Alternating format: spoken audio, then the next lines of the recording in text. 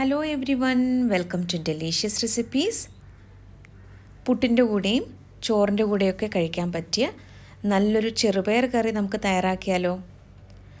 ഒട്ടും തന്നെ തേങ്ങ ചേർക്കാതെയാണ് ഈ കറി തയ്യാറാക്കിയിട്ടുള്ളത്. അപ്പോൾ ഇതെങ്ങനെയാണ് തയ്യാറാക്കുന്നതെന്ന് നോക്കാം. ഈ ഒരു കറിക്ക് വേണ്ടിയിട്ട് 1 കപ്പ് ചെറുപയറാണ് ഞാൻ എടുത്തിരിക്കുന്നത്. 1 കപ്പ് എന്ന് പറയുന്നത് 250 ml.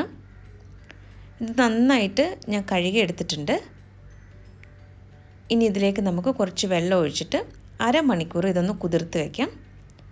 അപ്പോൾ ഞാനിതൊന്ന് അടച്ച് മാറ്റി വയ്ക്കുകയാണ്. ഇപ്പോൾ ഏകദേശം അരമണിക്കൂർ കഴിഞ്ഞിട്ടുണ്ട്. വെള്ളത്തിൽ കുതിർത്ത് വെച്ചിരുന്ന ചെറുപയർ ഒരു പ്രഷർ കുക്കറിലേക്ക് മാറ്റിയിട്ടുണ്ട്. ഇനി ഇതിലേക്ക് ഒരു മീഡിയം വലിപ്പത്തിലുള്ള സവാളയാണ് ഇപ്പോൾ ചേർക്കുന്നത്. 2 പച്ചമുളകാണ് ഞാൻ ചേർക്കുന്നത്. കൂടുതൽ എരിവ് ആവശ്യമുണ്ടെങ്കിൽ പച്ചമുളകിൻ്റെ എണ്ണം കൂട്ടാം. 1/2 ടീസ്പൂൺ മഞ്ഞൾപ്പൊടിയും 1/4 ടീസ്പൂൺ മുളക് പൊടിയുമാണ് ഇപ്പോൾ ചേർത്തത്. ഇത് സാദാ മുളക് പൊടിയാണ്. ആവശ്യത്തിനുള്ള ഉപ്പും കൂടി ചേർത്തിട്ടുണ്ട്.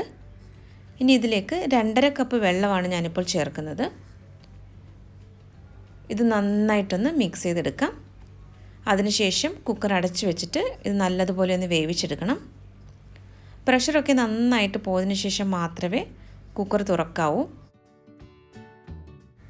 ഇപ്പോൾ പ്രഷറൊക്കെ നന്നായിട്ട് പോയ ശേഷം കുക്കർ ഞാൻ തുറന്നിട്ടുണ്ട്. ഈ ചെറുപയർ പാകത്തിന് വെന്ത് വന്നിട്ടുണ്ട്. നന്നായിട്ടൊന്ന് ഇത് മിക്സ് ചെയ്തെടുക്കാം. ഈ വുഡൻ സ്പൂൺ ഉപയോഗിച്ചിട്ട് ചെറുതായിട്ടൊന്ന് ഇത് ഉടച്ചെടുക്കാം. അപ്പോൾ ഞാനിവിടെ കുറച്ച് ചെറുപയർ ഈ സ്പൂൺ ഉപയോഗിച്ചിട്ട് തന്നെ ഒന്ന് ചെറുതായിട്ട് ഉടച്ചെടുത്തിട്ടുണ്ട്. ഇനി ഫ്ലെയിം ഇപ്പോൾ ഞാൻ വീണ്ടും ഓൺ ചെയ്തിട്ടുണ്ട്. ഇതിലേക്ക് ആവശ്യത്തിനുള്ള വെള്ളം ചേർക്കാം. നിങ്ങൾക്ക് എത്രത്തോളം ചാറ് ആവശ്യമുണ്ടോ അതിനനുസരിച്ച് ചൂടുവെള്ളം ചേർത്താൽ മതിയാകും. ഇപ്പോൾ കറി നന്നായിട്ട് തിളച്ച് വരുന്നുണ്ട്. ഇനി നല്ലതുപോലെ ഒന്ന് ഇളക്കി കൊടുക്കാം. ഈ സമയത്ത് ഉപ്പ് പാകമാണോ എന്ന് നോക്കുക. കുറവാണെങ്കിൽ അല്പം കൂടി ചേർത്ത് കൊടുക്കാം. ഇതിനു മുമ്പ് ചുരക്കയും ചെറുപയറും കൂടി ചേർത്തിട്ടുള്ള ഒരു കറി പോസ്റ്റ് ചെയ്തിട്ടുള്ളതാണ്. അപ്പോൾ ആ വീഡിയോ കണ്ടിട്ടില്ല എന്നുണ്ടെങ്കിൽ അതൊന്ന് കാണുക. അത് തേങ്ങയൊക്കെ ചേർത്തിട്ടുള്ളൊരു കറിയായിരുന്നു. ഇപ്പോൾ കറി പാകത്തിന് ഇവിടെ തിളച്ച് വന്നിട്ടുണ്ട്. നമുക്കിനി ഇത് കടുക് താളിച്ച് ചേർക്കാം.